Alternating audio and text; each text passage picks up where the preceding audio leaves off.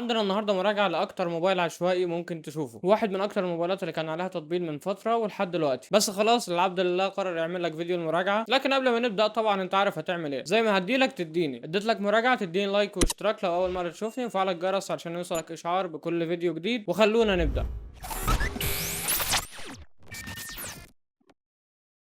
السلام عليكم ورحمة الله وبركاته، أهلا بيك يا غالي في فيديو جديد ومراجعة جديدة للريلمي 14 برو بلس، وليه على الموبايل ده ريلمي 14 برو بلس 28 عيب، 28 حاجة ما عجبتنيش ومش هتعجبك لو فكرت تشتري الموبايل. ونبدأ سريعا وكالعادة هنبدأ بالتصميم، وتصميم الموبايل هنا جاي بظهر من البلاستيك وإطار من البلاستيك. في الظهر عندك 3 كاميرات موجودين في دايرة، وبين كل كاميرا والتانية فلاشين بيجوا باللون الأبيض وفلاش باللون الأصفر، وكلمة ريلمي في ظهر الموبايل من تحت. والموبايل بيجي بلونين، اللون الأبيض فيه نقشة كده هنجيلها كمان شوية، واطار الموبايل والاطار اللي حوالين الكاميرات بيجي بلون ذهبي، اما اللون الرمادي فبيجي ساده. واللون الابيض النقشه اللي فيه بتظهر لما بتحط على الموبايل حاجه ساقعه مثلا حته تلج او تحطه في مكان بارد، والنقشه دي بتظهر بلون ازرق نيلي كده. بالنسبه للاطار فمن على اليمين زرار الطاقه وزرار الصوت، من تحت عندك السماعه ومدخل الشحن تايب سي والمايك ودرج الشريحه، من فوق عندك مايك اضافي لعزل الضوضاء والسماعه الثانيه، اعلى حمايه ضد الماء والغبار حاليا اي بي 68 واي بي 69، والموبايل بيستحمل لحد 1.5 متر تحت الميه لمده نص ساعه، يعني لو وقع منك في الميه ما تقلقش عليه. انا عايز اقول لك ان اصلا المفروض تستعمله في الميه. وزن الموبايل 194 جرام وسمكه 8 مللي، والتصميم ياخد جيد. الموبايل بيجي بشاشه بحجم 6.83 بوصه، شاشه من نوع اوليد بدقه 1.5 كي وبتردد 120 هرتز، دعم لحد 1 مليار لون، ومعدل التعتيم هنا عالي 3340 هرتز، وده هيخليها شاشه مريحه جدا للعين. والشاشه دي ممتازه في مشاهده المحتوى او في الالعاب، شاشه بدقه عاليه، الوانها مشبعه وكويسه جدا، والشاشه فيها انحناء بسيط من جميع الاطراف، يعني مش من الجنب بس لا كمان من فوق وتحت، بس الانحناء اللي في الشاشه دي مقبول مش هيضايقك، مش عنيف زي ال 13 برو بلس. نسبه استحواذ الشاشه او السكرين تو بادي ريشيو 89.7، وده رقم كويس جدا. بتيجي بكثافه بكسلات 450 بي بي اي، سطوع الشاشه بيوصل ل 1500 شمعه، ولكن السطوع الفعلي حوالي 1200 شمعه، وده رقم كافي جدا وهتبقى واضحه معاك تحت اشعه الشمس المباشره بدون اي مشاكل. الشاشه عليها طبقه حمايه جوريلا جلاس 7 اي، وعندك بصمه تحت الشاشه سريعه وادائها سلس جدا، مش هتواجه اي مشكله معاك، والشاشه تاخد جيد جدا. ننتقل للاداء، والموبايل ده جاي بمعالج السناب دراجون 7 اس جين 3، معالج 8 نواه بتردد بيوصل ل 2.5 جيجا هرتز، وبدقه تصنيع 4 نانومتر، والمعالج الرسومي ادرينو 810. واداء المعالج ده جيد، هيديلك في بابجي 90 فريم ثابت، واداء المعالج ده احسن بفرق بسيط عن ال 7 اس جين 2 بتاع السنه اللي فاتت اللي كان موجود في الريلمي 13 برو بلس والريلمي 12 برو بلس، ومدعوم اكتر في الالعاب. والموبايل في المهام اليوميه هيديلك اداء ممتاز ومش هتواجه معاه اي مشكله، والموبايل في المهام اليوميه اداؤه ممتاز ومش هتواجه معاه مشكله لو استخدامك عادي. وبالنسبه للسخونه فالموبايل فيه غرفه تبريد كبيره بحجم 6000 ملم، فما تقلقش مش هتحس بسخونه شديده في الموبايل. الموبايل محقق حوالي 800 الف نقطه على برنامج انتو سكور، محقق اداء اعلى بفرق كويس في السنجل كور والمالتي كور، وفي اختبار الثروتلينج اداء المعالج كان مستقر ومش بيقلل اداؤه جامد، والاداء ياخد جيد جدا. الموبايل بيجي بمساحه 128 او 256 جيجا مع 8 رام، او 256 او 512 جيجا مع 12 رام، بس النسخه الوحيده اللي نزلت مصر هي ال 256 جيجا مع 12 رام، ذاكره يو اف اس 3.1، والرامات ال بي دي دي ار 4 اكس. وقبل ما ندخل في البطاريه عندنا رساله سريعه من سبونسر الفيديو. صفحه جوتك مش بس صفحه، لا دي كمان متجر تقدر تشتري منه اي اكسسوارات خاصه بالموبايلات، سواء جرابات، سكرينات، اي قطع غيار محتاجها هتلاقيها، ولو محتاج حاجه وما لقيتهاش ممكن تبعت لنا ونطلبها لك، وبتسيب عربون بسيط، وباقي السعر بتدفعه لما بتستلم. وتنبيه بسيط، في حاله انك لو طلبت حاجه وسبت عربون فالتوصيل بيكون ما بين اسبوعين لشهر، وتقدر تتابع المنتج بتاعك في اي وقت عن طريق الصفحه. وان شاء الله قريب هنوفر جميع انواع الاكسسوارات، لكن المتجر في بدايته فمحتاجين دعمكم عشان نستمر، ومهما كان نوع موبايلك ان شاء الله هنلاقي له الاكسسوارات اللي هتحتاجها. هسيب لك رابط الصفحه او المتجر تحت في الوصف، واللي انت اكيد دلوقتي عرفت انها صفحتنا. ما تنساش الفولو بقى وشيرها مع اصحابك. وتنبيه مهم، دي الصفحه الوحيده والرسميه وهي نفسها المتجر، والرابط موجود في الوصف او في اول تعليق، وانا مش مسؤول عن اي صفحات تاني بنفس الاسم. ونرجع لموضوعنا. الموبايل بيجي ببطاريه كبيره بحجم 6000 ملي امبير مع دعمه للشحن السريع بقدره 80 واط، وحجم البطاريه الكبير ده بفضل تقنيه البطاريات الجديده. البطاريه دي بتيجي من نوع سيليكون كربون، مش بطاريه ليثيوم بوليمر، والتقنيه دي بتدي لك حجم بطاريه اكبر بنفس مساحه الموبايل من غير ما يبقى سمكه عالي قوي او حجمه كبير. والبطاريه دي هتكمل معاك اليوم او اكتر كمان لو استخدامك عادي لمتوسط، وهتدي لك في الالعاب من 6 ل 7 ساعات متواصل. وكده كده معاك شاحن سريع في العلبه بيشحن الموبايل من 0 ل 50% في 24 دقيقه، وده رقم جيد بالنسبه لحجم البطاريه. البطاريه تاخد ممتاز. الموبايل بيجي باندرويد 15 مع واجهه ريلمي يو اي 6، ودعم لحد سنتين تحديثات. واكتر حاجه بتميز الموبايل ده هي الكاميرا كاميرات، وبيجي ب3 كاميرات في الظهر. الكاميرا الاساسيه بدقه 50 ميجا بكسل وبفتحه عدسه اف 1.8 بمستشعر من سوني، السوني اي ام اكس 896، حجمه 1 على 1.5 بوصه، ودعم للمثبت البصري. الكاميرا الثانيه بيرسكوب تليفوتو بدقه 50 ميجا بكسل وبفتحه عدسه ضيقه شويه اف 2.7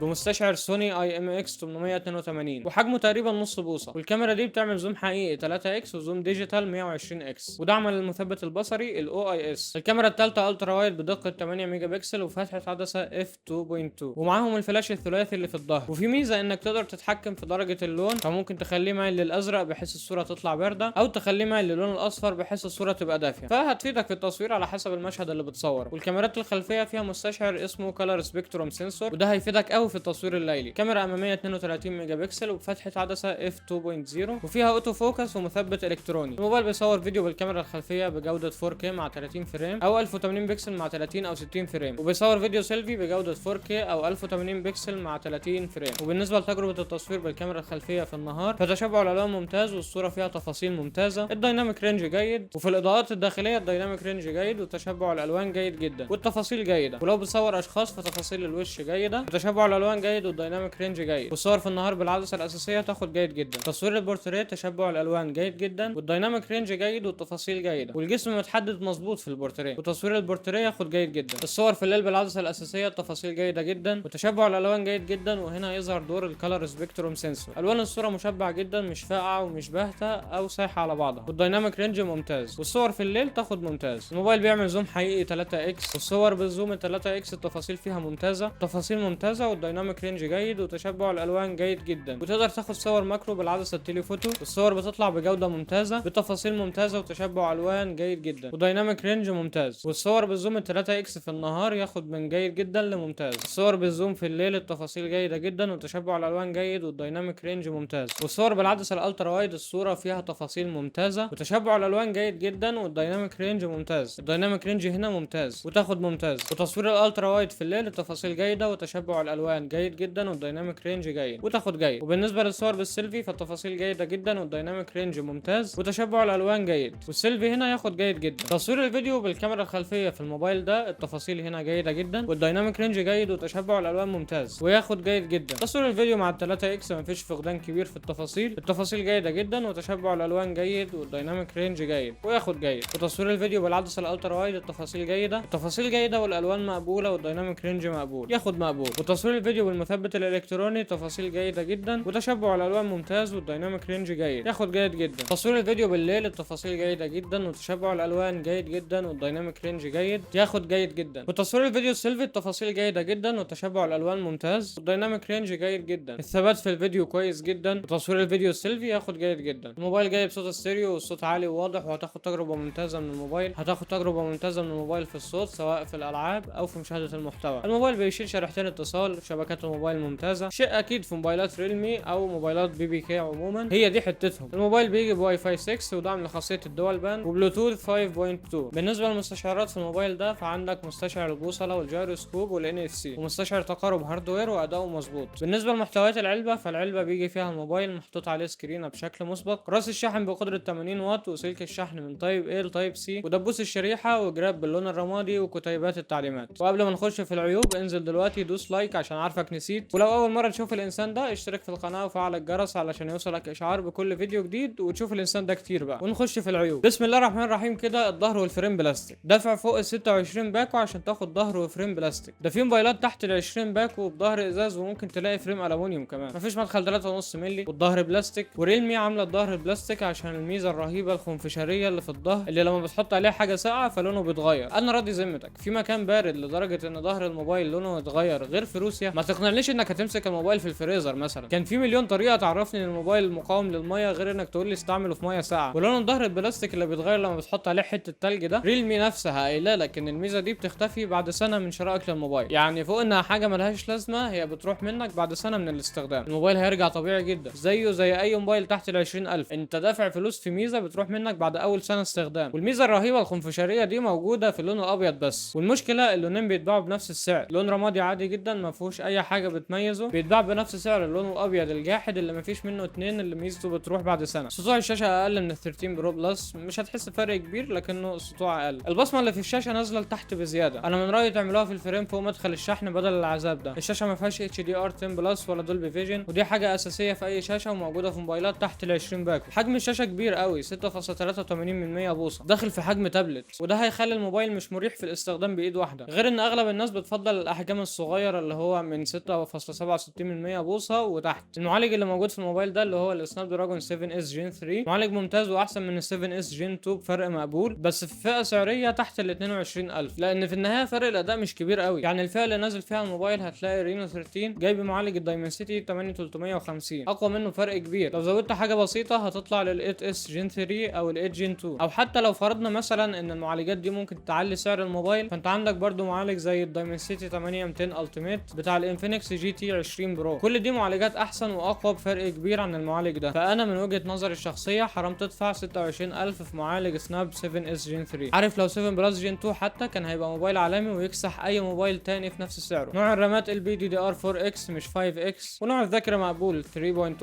مقبوله بالسعر ده. تحديثات الموبايل ده قليله، سنتين بس تحديثات حاليا يعتبر رقم قليل، اقل حاجه من 3 ل 4 سنين، واعتقد ان ده بسبب المعالج انه مش هيستحمل اصلا تحديثات اكتر من سنتين. بالنسبه للكاميرات فما فيش تصوير 4K بالكاميرا الخلفيه مع 60 فريم، اخره 4K مع 30 فريم. في لسعان خفيف في الاماكن الفاتحه في الصور بالكاميرا الخلفيه. تفاصيل الوش بالكاميرا الخلفيه ضعيفه ومحتاجه تتحسن، وهتحس الوش ناعم شويه، ولون البشره فاتح بزياده. التفاصيل في العدسه الالترا وايد في الليل ضعيفه، والالوان باهته شويه. الصور فيها زغلله والالوان باهته شويه. لون البشره مش مظبوطه قوي في السيلفي، وعموما تشبع الالوان محتاج يتحسن. وفي لسعان شويه في الاماكن الفاتحه في تصوير الفيديو بالكاميرا الخلفيه، والديناميك رينج ضعيف والصوره ناعمه شويه، التفاصيل قليله. وتصوير الفيديو بالكاميرا التليفوتو التفاصيل قليله والصوره ناعمه، والالوان سايحه على بعضها شويه. وتصوير الفيديو بالعدسه الالترا وايد الفيديو فيه زغلله والديناميك رينج ضعيف والالوان سايحه على بعضها. تصوير الفيديو مع المثبت الالكتروني تفاصيل قليله شويه، والفيديو مهزوز لانه طبعا مش بجوده الاو اي اس، وفيه لسعان شديد شويه. تصوير الفيديو بالليل الصوره ناعمه ومفيش تفاصيل كفايه. الموبايل مش داعم لخاصيه الدولبي اتموس. اصدار بلوتوث قديم 5.2. النسخه المحليه من الموبايل ده مش داعمه للاي سيم. مفيش مكان لكارت ميموري، ومفيش مستشعر اي ار بلاستر، يعني مش هتقدر تستخدم الموبايل كريموت للاجهزه اللي عندك. تسعير الموبايل مبالغ فيه، مع كامل احترامي للكاميرات الجباره اللي في الموبايل ده، بس المعالج بتاعه لو كمل سنتين كويس فيبقى كتر الف خيره. غير ان فرق الاداء مش الواو عن السنه اللي فاتت. وطبعا انت عارف اهم حاجه في الموبايل المعالج بتاعه. مفيش معالج كويس مش هتاخد باقي المميزات، او على الاقل هيعذبك شويتين. سعر الموبايل للنسخه الوحيده ال 256 و12 رام 26000 جنيه ضمان محلي. واقول لك رايي في الجهاز. الموبايل ده ريلمي 14 برو بلس فيه اقوى عتاد كاميرات لحد سعر 35000 مثلا. الكاميرات هنا فعلا مميزه ويعتمد عليها بشكل كبير، وبتقدم تجربه ممتازه، والشاشه كمان ممتازه وبحواف قليله جدا، غير الالوان والدقه الممتازين اللي في الشاشه دي. فلو عايز موبايل يديلك افضل تجربه تصوير وهدفك منه التصوير بس، لو بتصور منتجات مثلا، اشتري الموبايل ده هيبقى مناسب جدا ليك. وطبعا هتاخد شاشه وبطاريه وحمايه ضد الميه ممتازين، والموبايل ده هياخد 7 من 10. ولحد هنا نكون وصلنا لنهايه مراجعه النهارده. اتمنى تكونوا استفدتوا من المراجعه، ولو وصلت للنقطه دي اعرف اني بحبك، واكتب لي تعليق بقلب احمر عشان اعرف انك وصلت لحد هنا. خمن السكور اللي هياخده الوان بلس 13 عشان اسمك يطلع معانا في الفيديو الجاي. وما تنساش رابط المتجر بتاعي تحت في الوصف او في اول تعليق. دوس لايك واشترك في القناه وفعل الجرس عشان نوصل ل 1000 مشترك. خلاص مش باقي حاجه ان شاء الله، واشوفك الفيديو الجاي. سلام.